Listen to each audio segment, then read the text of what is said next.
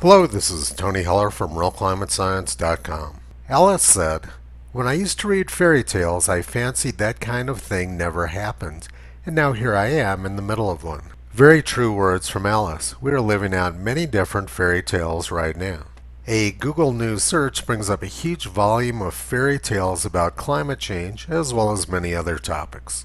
Fossil fuel companies say they want to help fight climate change. Here's what they should do. Will there be significant action against climate change in 2022? Climate change will bring more hurricanes to New York, other mid-latitude cities, study finds. How researchers can help fight climate change in 2022 and beyond.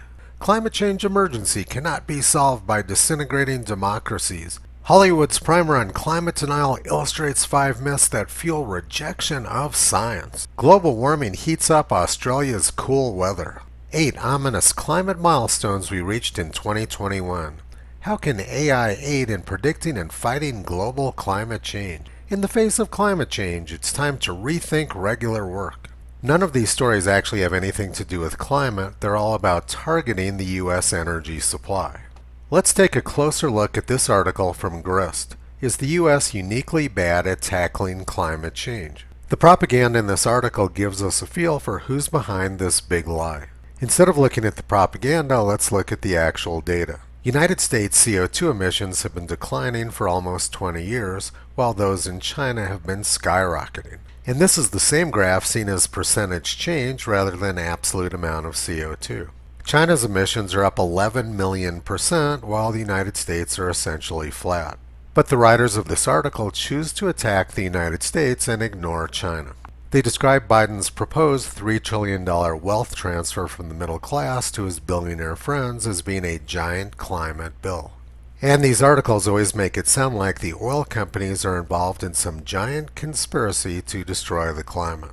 But the reality is that oil companies are just selling product to people who need their product to survive. There's been a huge increase in coal, oil, and gas usage around the world in recent years.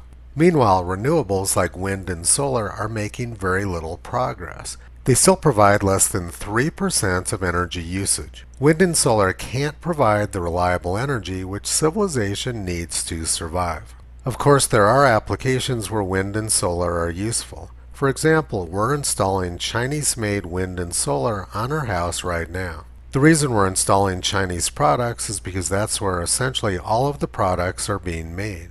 We also have solar-powered Christmas lights, which aren't much use right now because the collectors are buried in deep snow. The reality is that the U.S. has no control over global CO2 emissions, much less the climate. CO2 emissions are increasing very rapidly in Asia, while they're declining in the United States and Europe. And the Biden administration admits they're aware of the problem. Biden's climate advisor John Kerry admits zero emissions in the United States wouldn't make a difference in climate change. So we might ask, what is the reason for this massive propaganda campaign which is targeted to shut down the U.S. energy supply? Why is this big lie about climate being repeated over and over again? Year after year, decade after decade, governments make these scam climate agreements which don't have any impact on the growth of carbon dioxide in the atmosphere. And yet we're bombarded with this propaganda 24 hours a day. What is this big lie all about? That's a difficult question to understand, but the mechanics of the big lie have been understood for decades. Adolf Hitler wrote this in Mein Kampf.